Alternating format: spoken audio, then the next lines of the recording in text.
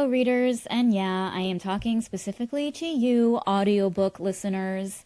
I know sometimes it can feel really hard to support independent bookstores when it feels like the only way you can listen to an audiobook is through Audible or Spotify. But did you know that the audiobook platform Libro.fm actually supports independent bookstores, and you can choose which bookstore you want to support? And right now, for a limited time, if you start a 1 credit per month membership at Libro, you can get 2 free audiobooks. Just visit the link in today's show notes and use the promo code SWITCH when you check out.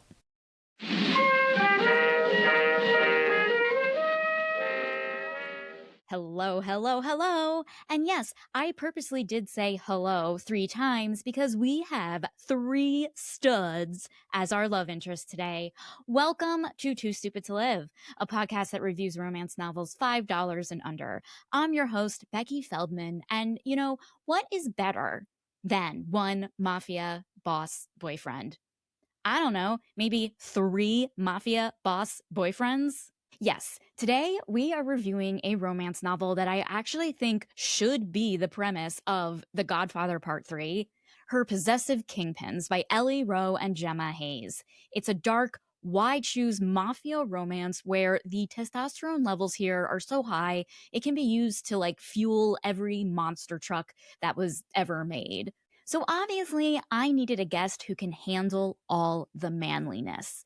And who better than Robin Reed? She is back on the show to help me appreciate not only the organizational skills one needs when running an operation for a crime syndicate, but also the organizational skills one needs when having an orgy with a crime syndicate. I had the most fun chatting about this book with Robin. In fact, I'm still laughing over some of the things we talked about. So please enjoy this review of Her Possessive Kingpins.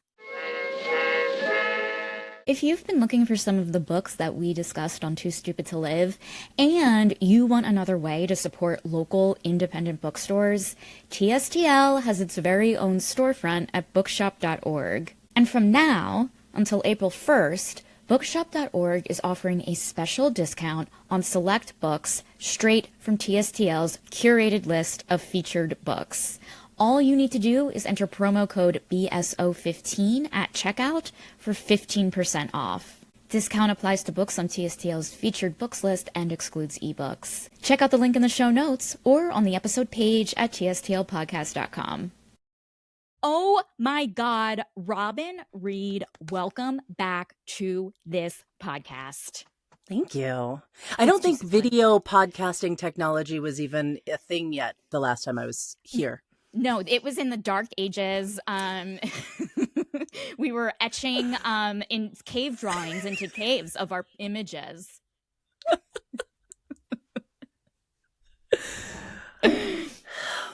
Yeah. And here we are now. Here we are now. First of all, I should have gotten you back on sooner because I had so much fun with you on the show. You were so much fun to talk about, but I'm glad we're talking about this book in particular because when I was reading it, I was picturing like in my head the goofiest voice, and you do voices. You're a voiceover artist. You've done voices on Talking Tom, which I wrote on. You're so talented, and I was like, Robin could read the shit out of this. It's very funny because so I don't want to give anything away or jump in too quickly, but like I kept picturing all the guys kind of sounding like the Brad Garrett, the brother on Everybody Loves Raymond. Me too. They have this deep kind of voice like that. They all kind of talk like that. I was like, something's wrong. Something doesn't really connect. But yeah, Yes. Especially when those cookies with the caramel. Yeah, thank you. That's exactly. And I was picturing even like her, like, I don't know, like I was picturing Adriana from everyone from The Sopranos. Yep. And then I don't know if you ever watched Mob Wives, but it was a reality show that oh my God, did you watch Was Mob that Wives? with Big Ange? It was Big Ange. I didn't watch the show, but I know a fair amount about Big Ange, big Staten Island person. I mean, R.I.P. Big Ange. Like she was such a character. But I was picturing like even everyone was either talking like Big Ange or The Sopranos or Brad Garrett. Like it was like no one had, not that anyone was normal. Not I want to say normal because like everyone has an accent, but like I'm just thinking these like big characters. You know what I mean? Yeah. Yeah. It's sort of everyone has Michael Imperioli's face taped over whatever body. Exactly. We've been trained by The Sopranos. We've been trained by Goodfellas and The Sopranos. Absolutely. Like I feel like all three guys, because this is a polyamory romance, or a why choose romance, and I was like, I'm just gonna picture three Michael Imperiolis. I mean, safe bet. You know the shape of it. It's easy enough for reference. They were all Michael Imperioli, and I love him, and I loved him in The Sopranos. Like what a I wanted to marry into the mob at that point in my life. I mean, who didn't? Who doesn't? I know. I mean, especially now. Well, and now to know that they kind of take nerds. You're like, yes, it is an option. It is an option. Okay, so tell me about like I gave you like a list of like, oh, okay, here's some like options you chose. You wanted mafia, you were interested in polyamory. I have to know like what intrigued you about like those kind of aspects. Okay, when you say interested in polyamory, it's I'm curious, I want to apply. But yes, no, I know what you mean. I find it a wildly interesting topic because I watched a documentary, or maybe it was a series. I feel like it was a PBS style thing before the Tiger King style docuseries, like an old kind of more documentary series about polyamory. And I'm always it is not for me. I have no focus. I can't have a simultaneous mani-pedi. I'm just like, I don't know where to put my attention. I could never figure that out. I also can barely handle a one-on-one relationship just with the chat. Like I need a lot of time alone. And so this is I'm like, let's see what they can get into. I used to have this joke that was kind of true. Like I only watched porn, three-way porn, but the only part I was interested in was watching them negotiate the switch, like what happens when they move around. Yeah, and I feel that in this book was something that I was like, I don't know if the math is working out here. Like, yes, I felt like I was like, these people need to go to Menage a Trois school, or there's 4 of them, but like Menage a Quatre. Yeah, but like they need to, like, there was something about it that I was like, not that I am having group sex every night of my life, but it's just every other night. No, I'm just kidding. Oh, the 90s. The 90s were wild, but like there was like something about it that I was like, there's certain like even if it's not like sexy, there's just like certain kind of like, you go here and I'll go here, you know, like there's like you said, negotiating, you know what I mean? Yeah, there's always someone who's like, all right, you go over, and they like grab your butt, in not mine, but the butt in a weird way, and like flip them around, and there's someone with a plan, and now other people are just like, where do I go? And then there's someone cold in the corner, just like, exactly. Yeah, that happened here. Absolutely. Yeah. The cold in the corner thing, I think that was like kind of caught me a little bit, because like I feel like I have read a lot of these, like the term used to be called reverse harem, where it was like one woman and a bunch of sexy men, right? Oh, sure. But like I think harems in general, like it comes with a lot of like negative, it has a negative history, I suppose. So the romance world kind of said, why don't we change this term to why choose? So like, which I love. But what was interesting about this was that, like, even if there's like someone who's like off on the bench, let's say, getting a drink of water during the group sex, like you're still with them, because like you're getting how they're feeling, like watching what's going on visually. Like it's no matter where you are in the room, you're having fun. There isn't anyone like, whew, let me just like take a smoke. No one's taking smoke breaks unless it's part of the thing. No one's grabbing a brownie in the middle of it all. They're all participating in their own unique way. Exactly. But none more than her. She is definitely like, the Yes. focus. And that's the thing. And I think that's like kind of the appeal of these things of like, okay, really, we're all reading this because like it's like all of these insanely sexy men focused on the female character that we're kind of inserting ourselves in. What a fantasy, what a dream come true. And I get it. But it's hard like with our brains to not be like, well, where is he during that? And like, what is he thinking? Where did his pants go? Like, where's his hand? Like all that stuff. I don't remember that belt coming undone. Like, I don't remember him having pants. Yes. All of a sudden we're just in. Yeah. Crazy. We are in and we are crazy. Okay, so the book we reviewed the book we reviewed is, you're welcome, Her Possessive Kingpins by Ellie Rowe and Gemma Haze. It is a why choose mafia romance. Okay, here's a synopsis that I wrote. Let's see if I can say it. Okay. All right. After her father offers his unassuming baker daughter Joanna as collateral to mafia kingpins Gio, Torin, and Dean, the pot Joanna doesn't expect to be stirring is that of her own heart. But Gio, Torin, and Dean are enamored by more than just her sweet treats. It's her spicy attitude and the steamy desire that take things to a whole new heat level. Joanna may be the one who's kidnapped, but what's really being captured are the hearts of her kidnappers. Thank you. Yeah, Thank you so literal much. chef's kiss. Baker's kiss. Baker's kiss. Yep. It was amazing. Okay, so I gave you the option of this book. What were you thinking? What were your first impressions? I don't even remember life before this book, but I vaguely remember there was another one on the list that I was like, well, probably that. And then when I looked at them, I was like, oh no, this one seems bananas. Yes. I am a sucker for a mob movie. I am a sucker for I watched the Whitey Bulger documentary like 6 times. It's a comfort food for me. I don't know. I like it. I like tough guys talking about cutting fingers off. Yes. I come I'm from Boston, and there's a lot of talk and no action, which no one. That's all. It's all people got hurt here.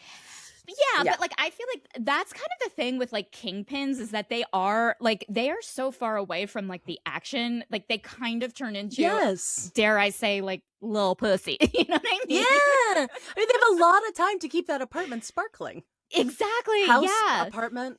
I didn't know where they were in this. But why I chose this, I thought like it just seemed, I don't know. I think it was that the other book said something about like silver daddies, and with all the stuff in the news, I was like, I can't do old guys and young. No, not right now. No. Yeah. So this one felt like, all right, let's go down this little mafia on this mafia journey. I do love, I love The Sopranos. I love The Godfather. And obviously I love any type of reality show where they're tangentially related to the mafia, but won't overtly admit it, i.e. The Real Housewives of New Jersey. Housewives of New Jersey. Yep. It's family. It's family. Yeah. And I love the idea, I mean, I hate crime, obviously. Crime is bad. Let's all agree. Yeah. Boo crime. But I do love ragtag found families. Yeah, and I have a really sharp yen for justice, and while they make up their own rules, they stick to them, and I am a big supporter of people following rules. Yes. Yes. So even if they're not exactly the legal rules, they have a code and they stick to it. Yes, I appreciate that. Me too. I think I mean, I know the term is organized crime, but it's organized very well. In terms of white label or whatever, legal jobs that I'm applying to, and I don't hear back from the interviewers, at least in mafia, in organized crime, they're organized and they have a way of doing things, and they have their system, and they're communicating, and there's a method, and it's almost we were talking about cleaning earlier. It's really nice to watch. Again, their murder's bad, but to watch it done in a very smooth, operative way. Love it. The murder's done, and they're call the service, get it tidied up. And I appreciate that. As someone who I might let something sit for a minute just because I don't know how to deal with it. No, they have this on speed dial, the extra special blood service. Yes, exactly. Or like just like something like I love like okay, like there is a cleaning service that's going to come in and like clean up the mess or whatever, and that's just a given. They have a history with it's just something that happens, and I'm just like I love the pre-planning of it all. Like you really have your bases covered, and I think that like more corporations could use that method. These guys could be running Hollywood if they want to go straight. Exactly. I mean, you want to hear, you don't get a callback and you want to know why? Like the mafia would tell you. The mafia would tell you. They'll go find out. They'll drive one of their 12 cars and figure it out. Yeah. Or like they'll bring you back in. They'll remember you. They're just like, they're just really nice and personable. And that my point is we should all be the mafia. Be run more smoothly, that's for sure. They definitely run more smoothly. They fuck more smoothly, dare I say. We're getting into it. Okay, so this book opens, we meet Joanna, and she is the daughter of what's his name? His name is Antonio DeGarmo. Antonio DeGarmo, the Diamond King of Manhattan. Which, I'm sorry, if that were a real person, he would be a Hasidic Jew.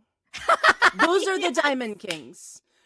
This is like right. Where I'm like, oh, someone didn't do the exact right research, but I'll buy it. This would be more like the Diamond King of Atlantic City. Thank you. This is the thing is that like obviously we're not reading this for a mob story, and I know nothing about the mob, but I could not stop thinking about like he can't just deal in only diamonds. Like he has to do you know what I mean? Like how are you making I mean, obviously, like, he is, like, you know, running out of money, and he, like, you know, sends his daughter as a collateral. So, obviously, he's doing a terrible job of it. But just diamonds in this economy? Right. But also, he only owed, I mean, and I'm not a rich person by any means. I don't have this kind of cash lying around, but he only owed $2 million. That seems like a very small, you should have that in your trunk. Thank you. And if you owed $2 million, like you could get again, he is a kingpin. You can get your underlings to each give you, you know, 100,000 on loan. Obviously, you won't pay them back. You don't have to, but you know, you just hold their lives over their head. Bam, wham, bam. Thank you, ma'am. You paid your debt, man. Yeah. So there is a certain leap of faith you have to take just with the like initial plot. Exactly. 100%. You are absolutely right. But I do like this kind of concept of like the daughter who got away. She just wants a normal life. She's going to go into baking. Black sheep, white family. White sheep, black family. Whatever the reverse of that joke is. Whatever it is. She's like the black sheep of the family, but she's the white sheep. But like, she's like, I don't want anything to do with all of this like death and murder and crime and stuff. I'm moving to Maine and I'm opening a bakery. The very normal place of Maine where no weird murders happen ever. Yeah, that's where you go. Like, honestly, she is going to the place where you bury the bodies. 100%. It's the Alaska of the East Coast. It's like if you want to get away and have nobody talk to you. I was just talking to someone about this recently, about how people in Maine, someone I know, friend of a friend moved to Maine. That was it. And he bought a house and like nobody will talk to him because he hasn't been there 30 plus years. Right. He hasn't been like, he's not fifth generation Mainer. And they're like, fly by night. Yeah, they don't like outsiders, but she like already she's hardly been there that long. She has like the best bakery in town. She has so many friends. She's like going on a date that night. Like and she's like she's a good baker. Yeah. No talk of culinary school or anything, and no talk of a mother, but I think she just has it. She just has it. You're absolutely right. Like, I think like so where did she go to school? Like, okay. Again, I don't know much about finances, but like, let's say she did go to culinary school. Who financed it? Oh my God. If it was financed by her dad, she does owe him a bit of gratitude towards organized crime for that education that's giving, it's like all of these things that, not that none of this matters. None of this matters. Right. No. None of this matters. I get bogged in the details a little bit. So I'm like, well, this is not. How can they be having sex when there's all these unanswered questions? Thank you. Yeah. And I think that's like what's so fun about these books is that like it's so silly that like I'm bogged down in these questions, but then I realize it doesn't matter. And there's like an element of like relief there of like, I'm glad I thought this and I'm glad it doesn't matter. Yep. If only I cared less and just got on with it, things might go more smoothly. But things were not going smoothly for poor Joanna. No, things were not. She's like dealing with like not only like before she gets kidnapped, but she is like, she like looks at she has her two older sisters who are like these like, plasticky, kind of they're like the Real Housewives style. And she like she doesn't want to talk to them, but she keeps tabs on them on Instagram. On Instagram. Is that something that you do? Not that you keep tabs on your Mafia sisters, but like, do you like keep tabs on the people that were in your past to just like keep track of them? Is that something you have a tendency to do? I would say I used to. And now I think all I do is trade reels with old friends of like, oh, look, it's beavers going to the vegetable patch again. That's what you use social media for. Yeah. No. That's exactly it's a simpler way. But I think if I were, maybe when I were younger, the whole thing of like, oh, I guess I was the only one not invited for ramen last night. Yeah. Or like, oh, I didn't get that job. I don't know why I'm like really like job focused. On the job. But like, you know what I mean? Of just like, oh yeah, they worked it. They got hired on. Okay, great. I'm glad that they all went on the writers retreat together. You know what I mean? Like, yeah. Yeah. Yeah. I think it can be a useful tool. Yes. And it seems like, but what I think is actually quite truthful is like she's following people she hates. It's a hate watch of Instagram. Yes. Yeah. She like wants nothing to do with this life and she hates them and like they hate her. Everyone hates everyone. And obviously her father hates her because later on she goes on a date with a guy who's like normal. He's a normal guy in software, finance, whatever. She gets kidnapped by our three kingpins, Geo, Dean, and Thorin. So should we talk about these three hot quote unquote kingpins for a second? Okay, let's talk about Geo because he seemed like the leader of it, unless I was mistaken. Not the leader. He does seem like he's written as, well, let's work backwards. Dean is sort of the dopey jock-ish one. Yes, he's the one. He's the MIT. He's the computer whiz. But there's one really, really funny line that he was like, I hotwired a car. What can I say? I'm a computer whiz. Some of the jokes were so... that's where I was so like, good. This book was written by theater kids. Thank like, you. Where they're just like, I am putting my greatest lines in this. I'm just jamming them in. It doesn't necessarily work, but this is a gem. I have so many little highlights that I was like, oh, go back and look. Yeah. And then Thorin is the boxing, heavy bag guy. He's the heavy bag guy. Like, man bun. Yeah. Right. How much he talks about his man. Now my man bun was down. Like, yeah. Really? And I have a question for you. Like, do you think that like men who have man buns, do they refer to their man buns as man buns? No. Okay. All right. I don't think so. I'm looking at the photo from the book. No man bun in sight. They're all high and tights. No, none of these guys or even her look like anything remotely that's described in this book. It's okay. I understand. It's a probably generated, cover. But yeah, no, if you're gonna like at the very least get a man bun, Also, Michael Imperioli in a man bun, like I had fun imagining that. I'm not gonna lie. Yeah, is sort of now his face is on Jason Momoa's hair. Exactly. Yeah. Now that is the dream come true. I mean, the man bun and the Italian nose just like balance each other out. I love that. Exactly. Yeah. Like a nice little like a seesaw, if you will. Yeah. I will say though, the thing with the three guys, they were largely interchangeable. They Surprise, were. surprise. Right? Mhm. So, like, They there were. were details, but this one was into cars, this one was into boxing, but they were basically the same guy. They all liked the cookies. They all love the cookies. Like Mhm. they so like when they kidnap her and again, she is full on like kidnapped and she's like, what the fuck, da da da da.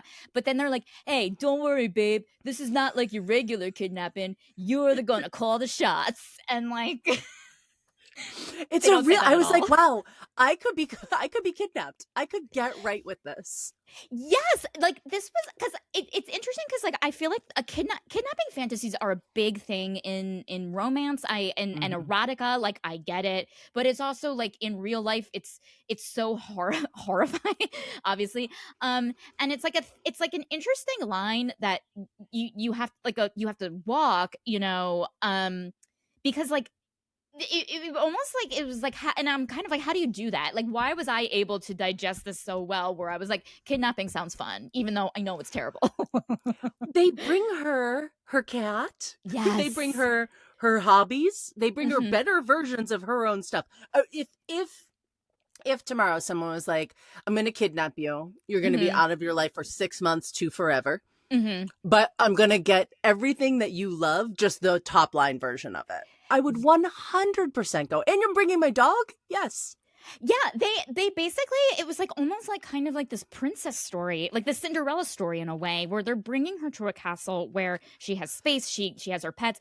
They live in a compound that is nicer than like anything you can imagine in the hills. So this is where I kept getting confused too, because I Mhm. was like, there are not houses like this in Maine. But I guess they drove to Maine, got her, and then brought her back. But back to where? That was the I don't know. question. Manhattan, New Jersey. I kept picturing the Honora house. That's what it Yes, felt like yeah. to me. Mhm. But Yeah, like yeah, yeah. mixed with like a very Soho in the 90s kind of loft situation. Okay, yeah, yeah. Well, see, the thing is that I was picturing like if they were driving from Maine down to even upstate New York, that is such a fucking long drive. Yeah. Is she in the trunk with a bag on her head? Yeah, or even if she wasn't, she's just like sitting in the car. Like, what are they listening? They have a podcast? They have an audiobook going? Thank you. Yeah, like what music are they listening to? Like, what are they? Well, those guys are listening to terrible house music for sure. 100%. And she's like, can we play the Lilith Fair soundtrack? Yes, she does have great taste in music. I will say that she does. It's true. Enjoy, yeah, it opens. I with was her listening quite to Fleetwood. surprised. Yeah. Mhm. And then there were other things that I can't remember the other one, but there was one that I was surprised that made it in. And I was like, do I know the person who wrote this? Yes. I don't, but because there's one time where she was like listening to Lizzo, and it's like something like the guys come Lizzo back and baking. in. Yeah, and they're like, we came back in and we were hearing these lyrics like, oh, I'm a 100% that bitch, and it's like, this is so much fun. She's educating them as well. She's really opening their is. hearts and their minds. Absolutely. And I think that's like kind of what makes this kidnapping fantasy palatable, is that from like the second she is within their clasp of the handcuffs, metaphorically, she is the one in charge. She is holding all of the cards. She's like, I have a cat, they go get it, they get her thing. And like then it kind of like, you kind of really see it in the sequence when they're going clothes shopping for her. What do we love more than a makeover montage? Oh, it is wild. Like, here's what's nuts is that I like read this romance novel that was like released in like 1972. One of like the first kind of like things that you saw in the grocery store with the whatever. Was it Danielle Steele? Yeah, it was like something like that. They have a clothing makeover montage in that book, and now we're reading this. Like, I don't know, it kind of just like blew my mind of like when in doubt, put in a clothing makeover montage. We all love it. Yep, they're like, we're gonna get you dressed nice. Here are tiny shorts. Yes, she got tiny shorts. She got a gown. That fit her perfectly. Perfectly. And then that's it. Maybe she got some lingerie, tiny shorts, and a gown. she got lingerie, and then like, but there was one, didn't like Thorin was like, I know what she like, I actually read GQ, I love fashion, and then he gets her like a pencil skirt and a white shirt, and it still looks hot as fuck. He has a secretary fantasy. He's like, "What's my turn?" Yeah. And he's like, earth tones are in, brah. And they're like, how do you know about earth tones? They just like, I just want to watch a movie with the three of them. They are so great. 100%. Like, if this was the, these guys lived next door to her, she's just trying to run her bakery, and these three Goombas keep coming in. It was so funny. They were so fucking funny. So funny. But then, like, also got down to super business. You have a sense of humor and you'll kill someone. Like, there's a part of this that makes good sense for why it's a book. Yes, because like they there's something about them is that like and also what's like really kind of maybe in engaging about like the mafia kind of romance in general is just how feral these guys will get to protect their woman, and boy is that dropping panty. That's a panty dropper. That's panty dropping. Panties are dropped. Yep. I don't even know if panties were purchased. Like, who needs them? You don't even need them, because don't purchase them, because they're gonna drop. They're just gonna drop. That's just floor decor. You want a rug? Here you go. She's not gonna wear them. No need. Yeah, and like again, but I think that's what's like so fun is like, it is weird because it's like, oh, are we allowed to like this? Like, are we allowed to like this violence? Are we allowed to like kind of being held against our will? And it's like, kind of like, yeah, you are. I kept having to remind myself, just because the state of the world right now, and I'm not even watching the news, but it's hard to avoid what's happening. And I was like, this is terrible. This can't happen to women. This can't happen to, and then I was like, it's a book. It's pretend. It's escapism. Yeah. But I'm realizing like, wow, it's not easy to escape even to this perfectly box-ticked fantasy world. Exactly. Yeah. Like, what's interesting is that like even like I don't know if you watched the show Industry, but that the it just ended, and it ends on like a really kind of to say the least, stressful moment of like, oh, this is making me like very uncomfortable, and then like to go and read this, and I'm like literally that night when I was done watching that show with, I won't spoil anything, but then and then like to read this, and I was like, why is this still appealing to me? Like after seeing something kind of similar displayed in a really grotesque, horrifying way. And I'm like, oh, is it the tone of the book? Like, is it because they're so goofy that I'm like, oh, do you know what I mean? Yeah.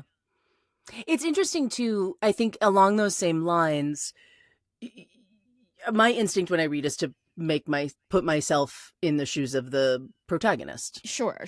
And there's a lot of ways where I'm like, oh yeah, I wouldn't like those sisters. I wouldn't like that father. I wouldn't. And so you're kind of like, wait, why is she going with this? I wouldn't go with this. Wait, no, she keeps having to remind herself, no, these are my captors. I have been kidnapped. And then she's like, oh, but I think I like it. Yeah. And you're like, well, I guess she's just making the best of her situation, which maybe there's a lesson there.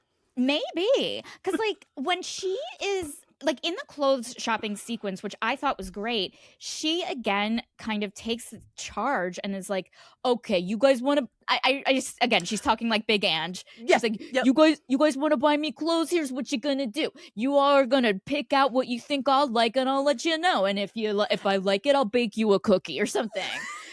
She's like, you're gonna pick something out and I'm gonna model it. Like, that's some sort of weird punishment.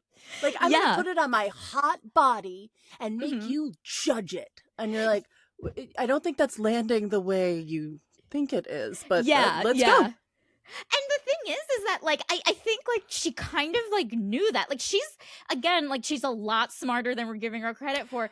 Just like their boss, Jimmy Giles, said, the big bad Jimmy Giles, don't underestimate her because she frosts cupcakes for a living. I would watch a show where everybody talked like that. And like nobody talked about it. That was just the way everybody talks. It was just the way everyone talks. It was so Right. And also, can we talk about the mobster named Jimmy Giles? Like, oh, who do you work for? I work for Jimmy Giles. Jimmy Giles, you know the J. Giles band? It's like that. Yeah. See, it's so funny you said that because, like, I was like, Jimmy Giles sounds like a saltwater taffy shop on the Atlantic City boardwalk. A mob guy, it is not. No. Mobsters are Italian and Irish. Yes, or Russian. I mean, like, yeah. But like, there's Russian mob, but that's like a whole other thing. That's a but whole like other in general, kind of government-y thing. Yeah. Yeah, what kind of name is Giles? What is he, English? There's no English. I mean, there's hoodlums, I guess, but that's not the same thing. But Giles is the name of Buffy's, teacher. The librarian, yeah. He's a librarian, and it's like, what's like, hey, I'm with the Giles gang, and I would just be like, I'm gonna push you very lightly, and you're gonna fall over. I'm with the Long Island Montgomerys. Like, no. Yeah. Oh, I'm with the Poindexters. Like, you know what I mean? Like, oh, I'm so scared. Wait, can we talk though about the fact that they have an added security guard? Is it Ames? Yes, Ames, who I love. I love Ames. Love Ames. Poor Ames. But Ames is like the. Did you see Psycho Gorman? Do you know the movie Psycho Gorman? No. I think you would love this. There is an 8-year-old girl in it who is amazing. Basically, these kids, it's a great trailer. These kids unearth the hell beast of all hell beasts. Okay. And he's like, I'm going to give you a warrior's death. And she's like, here, put this little princess crown on. That's Ames. Ames ends up like in an apron. He's got flour on his nose. He's like, I don't know. I don't know how I got the cake. Yeah. But here's the cake. They're like, we gotta run errands. Now you're in charge of our captive. And she's like, well, if they're out, then I'm gonna have fun too. Here, put this on. You're my sous chef. Yeah. I mean, like, it's actually, she gets to be quite bossy. It's a very female forward situation in a lot of ways. It really is. And like, for some reason, I think like the fantasy of it all, like what I really liked about it is that like, I love, fuck,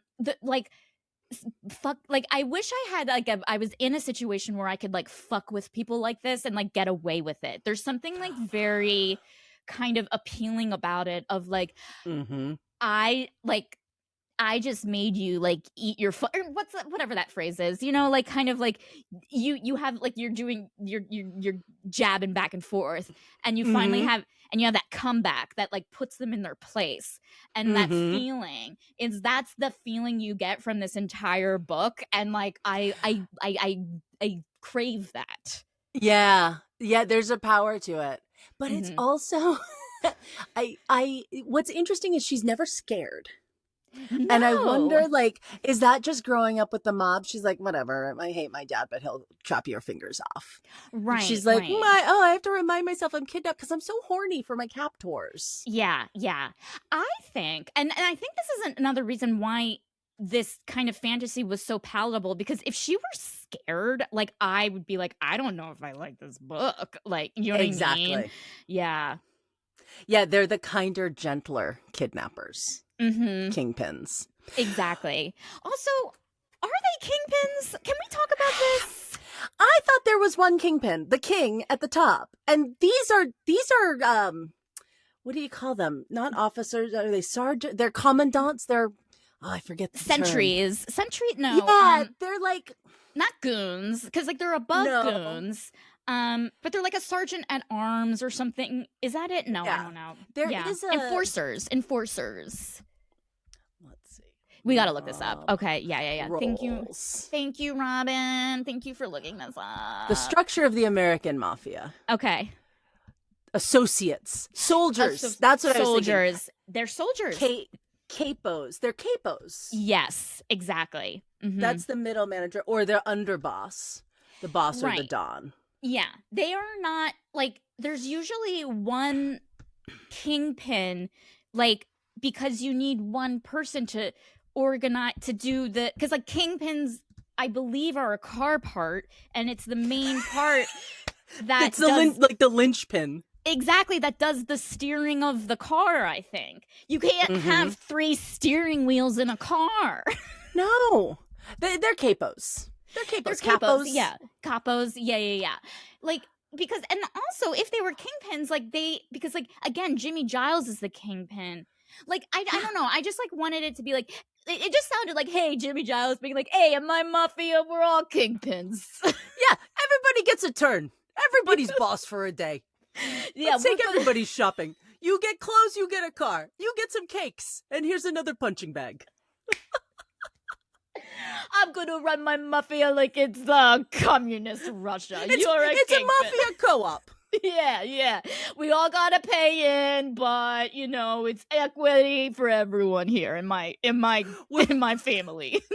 We're all owners. My friend is a member of a food co-op in Brooklyn, and she's like, as a grocery store owner, she refers to herself as a grocery with her share. Okay, that feels like this. Yeah. That's exactly it. Like, if I was, like, actively in any sort of co-op, I would absolutely take on the highest rank. 100%. Yeah. So, clearly, like, this is, like, not like a criminal organization, more of a criminal co-op, if you will, Jimmy Giles. JGCC. Yeah, the JGCC co-op. Okay.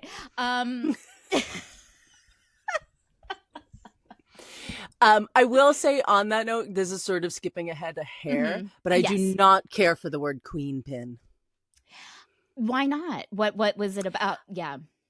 I mean, like, I get what you're saying, but I also don't. That's not a word. It's not a thing. And that's where my particulars, like my little, like, Tracy Flick comes back. Like, actually, no.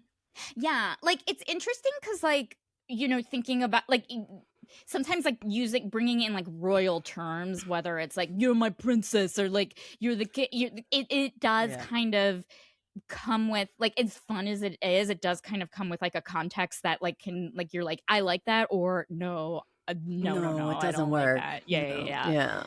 Yeah. I just, like, wish, like, I love nicknames and stuff in these books, but it's like, oh my god, what if you, like, my biggest fear is being in a romance novel, I get zapped into a romance novel or whatever, and they're gonna give me a nickname and it's a nickname I don't like, but I'm stuck with it. Like, that's a nightmare. Yeah. All right, shortcake. Yeah. Like, it's like, well, why? Yeah. All right, cream puff. All right, no. Can we have a vote? I thought we were a co-op. Yeah. Like, I thought, you know, like, at the very least, if I'm going to be a kingpin here, you know, I'm also going to be able to choose my nickname. And yeah. They, so I read this on Kindle. Are there, so when I've read audiobooks in the past, of this genre, it's not uncommon that you get an early manuscript and there's still typos and whatever, but I would assume by the time it gets to publishing, they would not switch DeGarmo for DeMarco. Like, someone would catch that. Yes, there was no editor, clearly. No, I lie. There was no editor being paid, perhaps. I don't know, which is fine. This is what I will say, though. Like, I will say that, like, this is where our society has come to, where I found every single typo in this book so endearing because I was like, a human wrote this. Do you know what I mean? And that's like, that's where we've come to, where I'm like, yes, a typo, or yes, an inconsistency. And now I know a robot didn't write this. Yep. I thought you were going to say one of the guys wrote it. One of the guys wrote it. I mean, if one of the guys wrote it, I'm going to write. Can you imagine? I'm still getting used to the semicolon. Yeah, like, hey, I use them dashes when I talk, so I'm going to use them when I type. Leave me alone. I just learned how to use a computer. No computers in this world. They have phones. No, they have phones. And Dean went to MIT before he dropped out. And right. He can do security systems and cars. But no computers. She's not getting online for anything. It was actually kind of refreshing. It was kind of like an analog crime caper. It was. Yeah, there was no, like, kind of like, oh, we're going on the dark web and, like, da-da-da-da-da. Like, it was just, like, it was very, like, this type of story could have been a 1930s noir movie. And 100%. Yeah. I was explaining part of it to Tom, and he was like, why is there so much detail? And I was like, oh, there needs to be. Yeah. Like, part of the fantasy is the name brand of this and that and the other thing. And Mm-hmm. I think because I was telling him oh, they got her the fancy KitchenAid. The Yes. like, The it's probably the top one with the, notch. it's either the big industrial one or the noodle with maker the wooden one. bowl. Oh, that's an attachment. But there's Okay. the wooden bowl one that is like, yes. it's so nice. Mm-hmm. I don't know if it would go in their lifestyle. I think they're more stainless steel kind of guys. Oh, But I yeah, was like, yeah. oh, it's so interesting. And the good vanilla. You're like, oh, I could lose myself just in her grocery list. Thank you. Like, it was like their love, like, it's like her love language is baking. Like, that's very clear.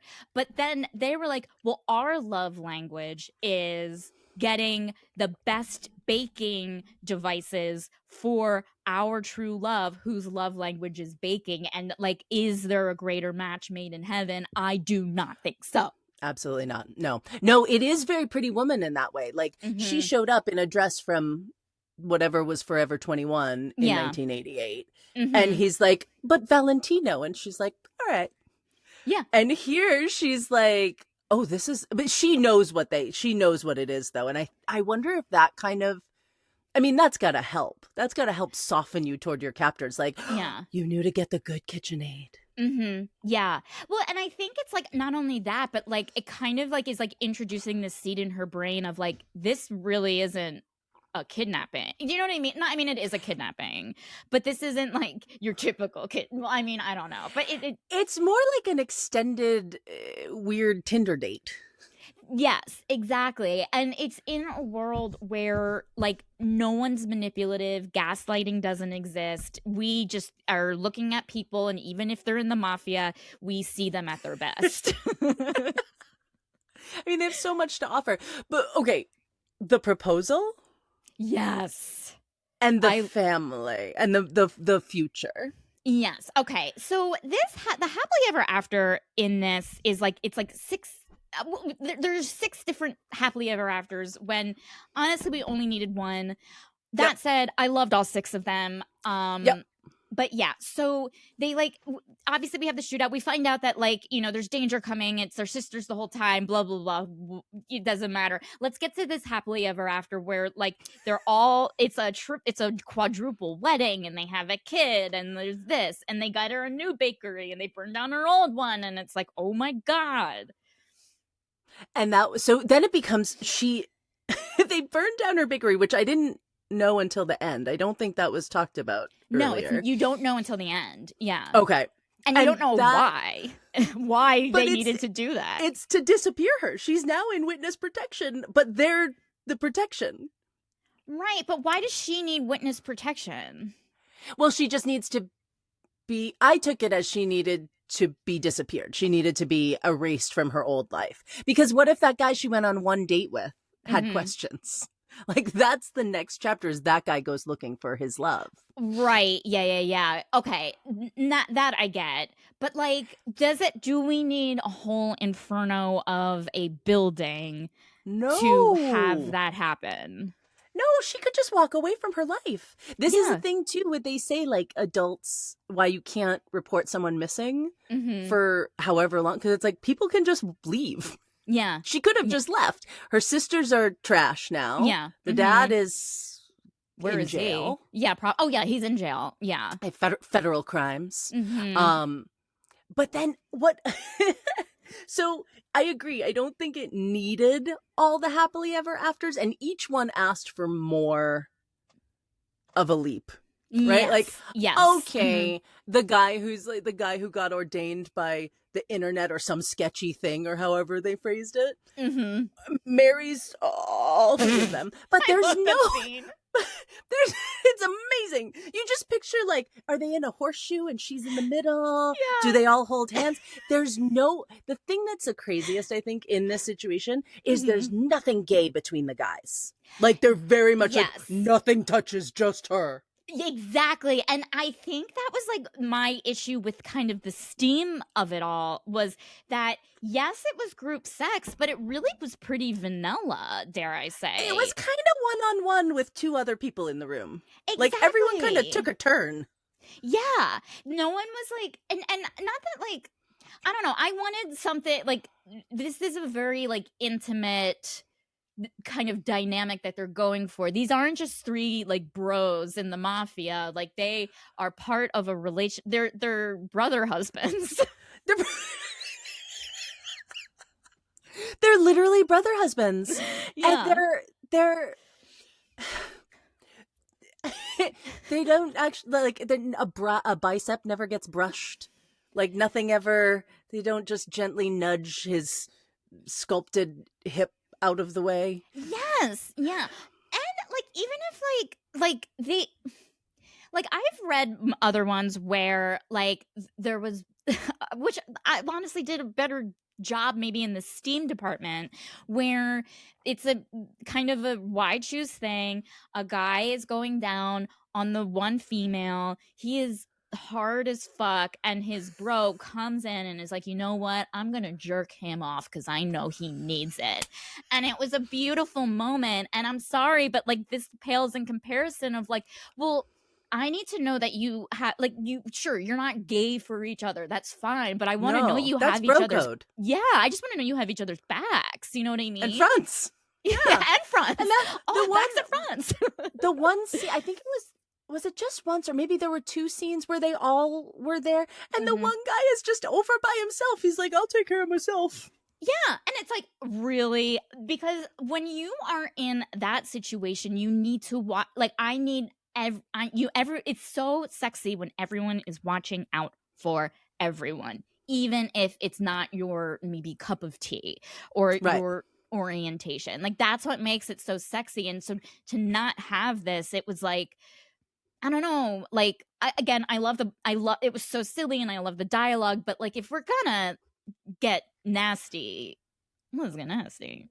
So that it's interesting the way the rules are formed in this one. So she is our wife, according to them.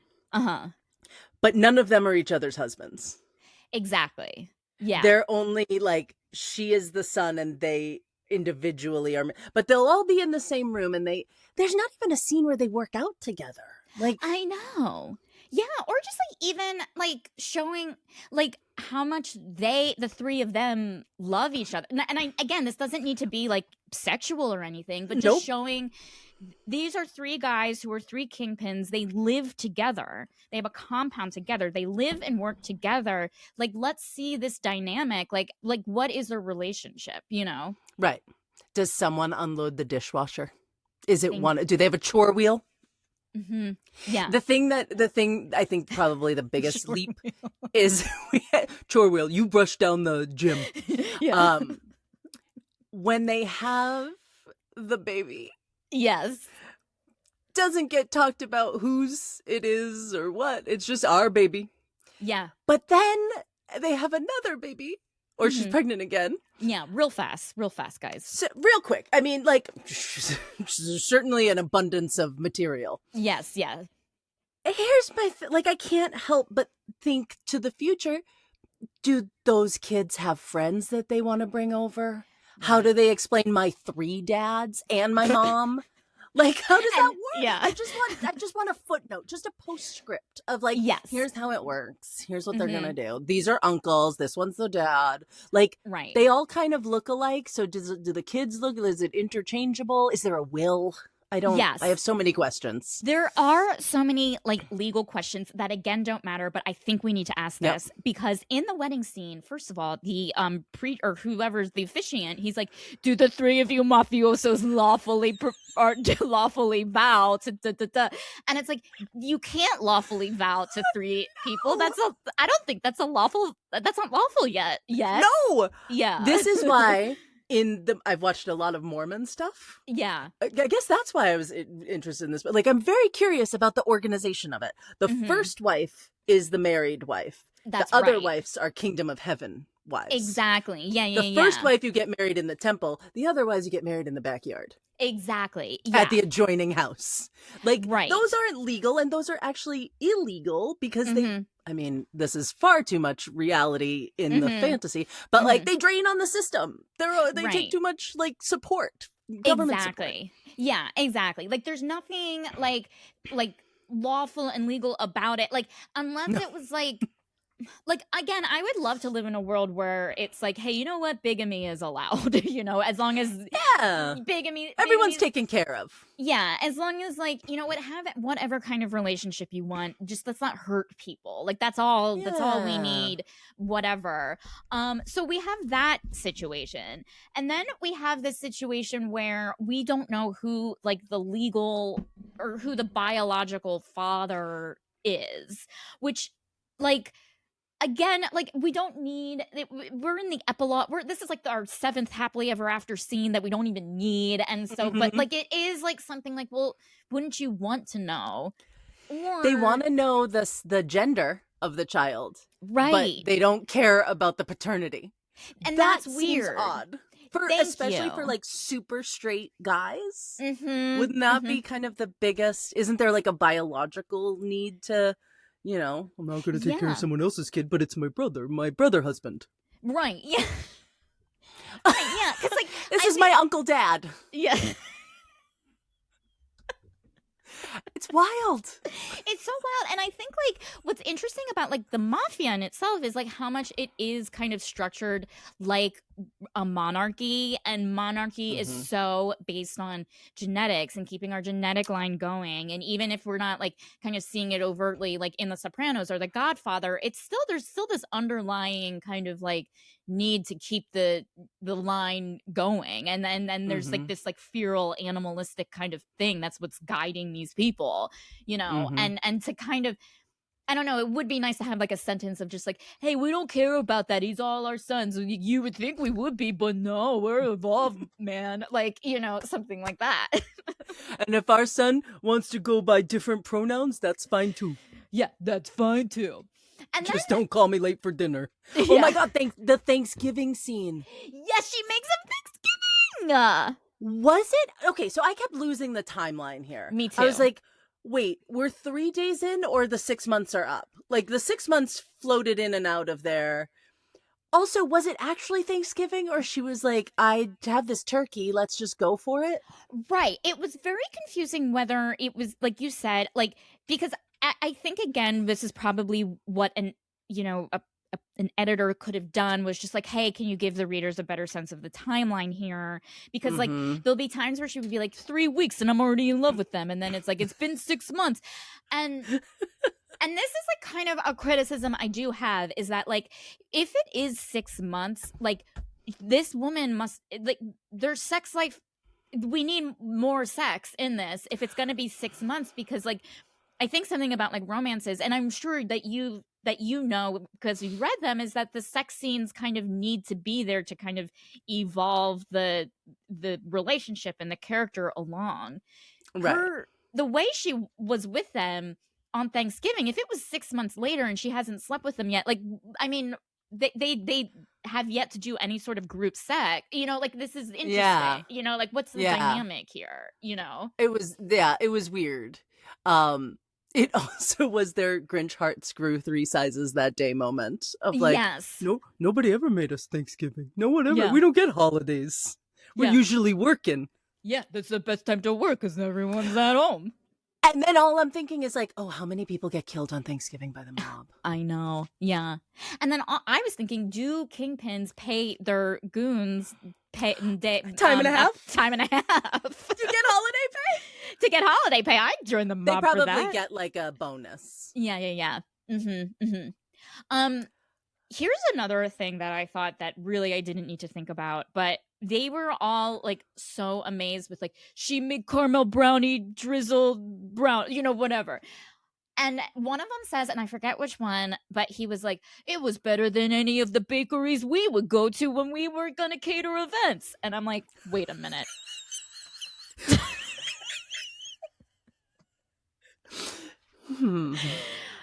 I need to know about these events. Were you the one? Were you the caterers?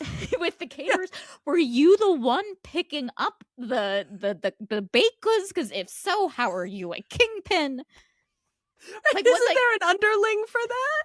Yeah, like an intern or something, or like doesn't the bakery deliver? It's like, hey, I'll send one of my kingpins to pick up the cannolis. Oh, are you the kingpin here for the ganache cake? Yeah. Oh yeah. I'm the kingpin for the Jimmy Giles band. Like, oh wait, and there was some bit in there that was like just like grandma's recipe. And you're like, you brought out the family she's been here long enough to get the family recipes? Yes. This is huge because like they basically have like some sort of extract that they're giving her that this is like, which is like a big thing, you know, and they're like, this was grandma, you know, but first of all, we don't know what it is. I just assumed it was vanilla extract, which Yep. Yeah. Yep. And the good vanilla. The good vanilla. And this is before like, and again, we don't know how much time is passing, but it's like it would be nice to know, like, I feel like if we had a sense of time, we would know how meaningful these moments would be. You know, I know that they're meaningful because whatever, we're reading a smut book and whatever. But it would be nice to know how meaningful it is to these characters. Right. And at the same time, just to go back to what you said, it doesn't matter. It also doesn't matter. Like, we're just skipping that? Great. Okay. Yeah. All right, I'll buy it. I'll keep reading. I'll keep reading your 400-page book. Okay. Yeah. Exactly. And that's why I think like it really could have been so much steamier. And I really wanted more nasty, dirty stuff. I feel like there were more details about the shootout than the sex was sort of like, and he did this to me and I did that to him and then we switched and that one did this one and this one did this thing and that guy's on the chair. Yeah. Next day. Yeah, next day. And then also there were like more details on like the baked goods than like there was on the sex, which I love a baked good, don't get me wrong. And I love a shootout, don't get me wrong. Yep. But like I think for this, like I like there's something in my brain that gets very excited about like these wide shoes things of like, oh, I want to see like a woman find her power by being passed around. You know what I mean? I don't know why, but I really want to see her be really degraded. So this, I think, is the thing. And I'm guessing you've probably had this conversation. I've had this conversation multiple times with multiple men at different points in my life of like, who has the power in the strip club? Because men will tell you it's the strippers. And I'm like, she's not there. It wasn't like law school or the pole. Yeah. Right? There's reasons that put her there. And I don't care how empowered, whatever, but like, come on. Yes. The other thing that I think was a very unique point was how mad the sisters were that they didn't get kidnapped. Yes. Yeah. Daddy said they were going to kidnap us. They were so jealous. And so that is another thing of like, well, this isn't a real kidnapping because no one would be jealous to be kidnapped, you know? Right. There was King Lear, there was Cinderella, but also from the jump, you know there's something different about these guys because they didn't choose the plastic sisters. Right. Yeah. They chose the all-natural beauty. Yeah. And back to like their dialogue, the things they would say about like, oh, did we leave the collagen sisters back at the warehouse? Like, I was just like... They know. So that was one thing I will say. If this were literature, you might critique the fact that the voices are all the same and all clearly female. Yes. Like the detail of the men is through the female gaze, which I'm not mad at. It definitely, like, I could follow the whole thing. Yeah. But it was very much not, like, clearly not a dude. Yeah, there were like some terms that I were like, you don't know the term, like, I don't believe you know the term earth tone or the fact that like you would know what a doula is. You know what I mean? Like, or like, right. I mean, like, no, not even that. Not even the fact that like I don't believe a mafioso guy would be like, my girl's having a baby, I gotta hire the best doula. Like, no one. I need 3 midwives and an expert doula. Yeah. And I want to see her doula resume. Does she play wind chimes? And they're all there watching and fine with it. Yes. That's not how anything goes. No, they would be worried that she's going to fuck up the marble with all her birthing. Yes. Or they're like, why are they? I mean, again, like, they're like, no hospitals were in the mafia, but like, please, dear Lord, she is. I still think they're in a compound in the middle of Maine, which I know they're not, but my brain is there. Yes. And I'm like, yep. Whenever there's like a home birth, I would like to know that there's a hospital nearby, just in nearby. case. It's just, it's just my thing, you know. Like, because you can't shoot your way out of an umbilical cord wrapped around a neck. No, there's nothing you can't be like, oh, let's go sit down at the table and negotiate. This breach. See, this is the way it's gonna go. Yeah. All right, baby, you want to come out? I also love the tiny detail of the birthing pool never gets used. It's just there. Who blew it up? Who filled it? Yeah. Like, and how did they get it up there? Like, did they bring the hose up there, or did they just get like buckets? Who got the buckets? More kingpins? We don't know. Maybe they have a shower hose and they just like filled it that way. Yeah, but then they had to like shimmy it out into the room. Exactly. And is there towels? And how are they going to dump it afterwards? Like, hey, boys, everyone grab a corner. You know it's a circle, but grab a corner. We're going to dump this into the bathtub. From the bottom on 3. Yeah, 1. Oh my God. There was one other thing. Oh, so you ever, we would watch plays. And my favorite thing that was funny in plays is if they had the table of props on the stage. And that way, if it was boring, you just count, okay, they haven't, once they use that thing, we're done because they've used everything else. Yes, okay, yes. Mm-hmm. She had a switchblade at one point. That's right. She had like clocked a switchblade from the kitchen or somewhere. And I was like, oh, how's that going to get used? Nope. It doesn't. Never. It's just she falls in love instead. I know. And like, it's just like, even if it's like, because there is like the Chekhov's gun of it all, you know, there is the, the Chekhov's switchblade in this moment.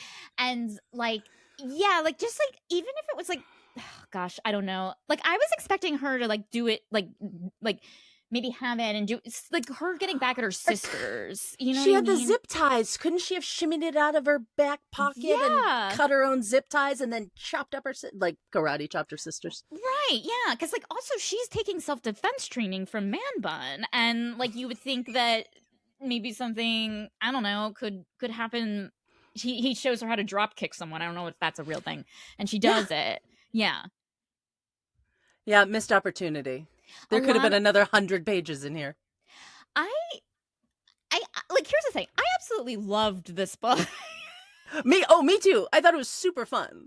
It was like, honestly, like I think like it was so much fun and joyful to read. It's so silly. And I went on the author's website and they even said like, this is silly romance. If you want silly romance, this is it. And I think that like this is exactly like what like this is important silliness. Yeah. And I think there's just enough detail that it feels authentic adjacent without taking itself seriously at all. Absolutely. Yeah. And I think it could have been just the perfect book if we just got nastier in the compound bedroom. Yeah, it was almost a little clean. Yes. There was no So this is the thing that was missing. I think I said this last time. Like I find there's always some interesting language the author makes up for what the guy calls his dick. Yeah. And there was none of that. Mm-mm. They didn't have my cannoli, my giant salsiche. Like, there's so many food words that they could have used. Right. Yeah. Like, they don't really talk about their own dicks. Like, you know, just something like, seeing her in that dress made my dick so hard. It was harder than a baguette on a Sunday morning after I bought it on Friday. Yeah, I feel like they were talking about their manhood, which is, I think, a uniquely feminine way to discuss it. It's such a feminine way, and it's like you want them to like call it like you know, whatever. Yeah. Not nuts, but like something, you know. Yeah. You're absolutely right. Like, I just think like there was it. I think like, and this could just be me. Maybe I need to read more of these Why Choose things. But when I think Why Choose, I just think it's the most horny of the subgenres of romance. And maybe it's not. Maybe it's just me. But like I was expecting kind of just an erotic, more. I mean, I loved this, but it was just like, where's the erotic thrill ride of it all? Yeah, I mean, I guess they did do it. She and, was it Thorin or Dean? One of them, while the two were in there having a shootout on walkie-talkies, these two are boning in the car. Which I loved. Like, that was so great. Like, this mixture of, like, fear and sex, and, like, that's, like, kind of what you want. It's dirty. It's wild. People could be getting killed. Like, this is great. Like, I wanted more of that. Everything else was very safe. Yeah. Yeah, agree. Agree. But, you know, better luck next time. Luckily, it seems this author has many in her possessive series. This author seems like, okay, it's always three mafiosos, whether it's kingpins and they're all possessive, or gangsters or biker or whatever. Like, if you want your why choose romance with three questionable, morally gray characters, like, you have plenty to choose from in this author's oeuvre. Oh my God, we've got cowboys, we've got beasts, we've got daddies, we've got bikers, keepers, mountain men, bodyguards, outlaws, hitmen. I mean, it writes itself. It really does. And I love that it seems like it's all it's just three men. It's all three. Rule of three. Rule of three. 18 abs just coming at one poor gal. Yeah. And she's like looking good, real happy, like, just like, yeah. Oh, there's Her Possessive Psychos. I'm going to end up reading all of these, aren't I? Yeah. I mean, honestly, I'd be down to read Her Possessive Psychos, because that seems probably, I mean, who knows? It seems like it would be like the erotic thrill ride that I was looking for in this, just because of the psycho part. But who knows? Yeah. Can't judge a book by its title. No. And definitely not by its AI cover. No, yeah, which we are this now feels learning. Yeah. Yeah. But okay, I am going to ask for your final thoughts and a rating. Okay, for the rating, it's like 1 star out of 5, or 1 star. 1 out of 5 means you didn't like it. 5 out of 5 means you loved it. Should we do baked goods? So 1 out of 5 baked goods means you hated it. 5 out of 5 means you loved it. Or should we do appliances? It doesn't matter. Whatever you want to do. But what are your final thoughts? Like cupcakes or brownies. Yeah. Final thoughts. You know, this opened my eyes to the fact that, like, so I tend to map out like catastrophize potential dark situations if I'm ever kidnapped. Like 100%. And so I think this is helpful in being ready at a moment's notice to reframe a terrible situation. Yeah. You know, you can cupcake your way out of murder, maybe. You can. I'm a pretty good cook. I could probably make this happen. Absolutely. Yeah. So I enjoyed it. I thought it was fun. I thought, you know, I have a little bit of a straight A student Tracy Flick vibe that, like, I appreciate the little bits that I can be like, wait a minute.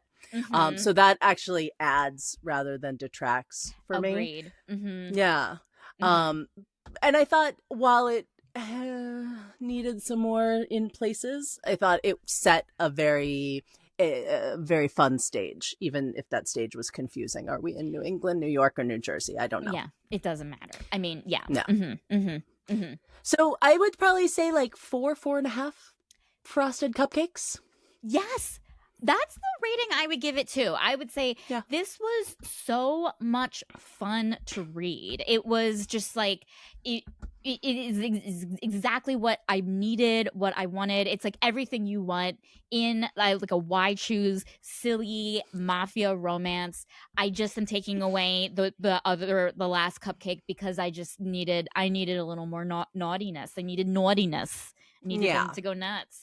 Yeah. She can't. A girl cannot bake all the time. Right? Yes.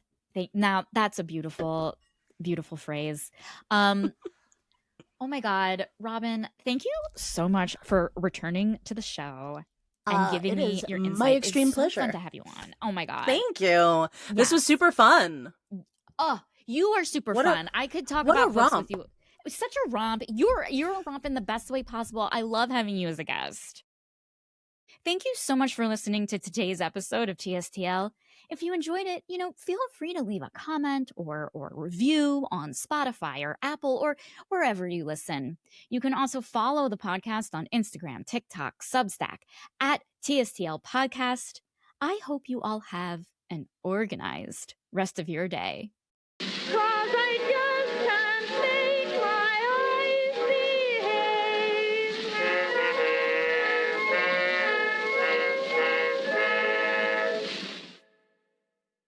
Hey, TSTL listeners, if you're a fan of the show and if you are like really rich to the point where you're able to throw in a little bit of financial support, buy TSTL a happy ending at buymeacoffee.com/TSTL podcast. Each happy ending costs $1, which all goes to support the show. For 3 happy endings, I'll give you a shout out on the podcast along with a romance novel inspired pet name. And for 5 happy endings, you'll get a shout out plus a TSTL bookmark in the mail as a thank you gift. You can check out the different ways to support the show at tstlpodcast.com/support.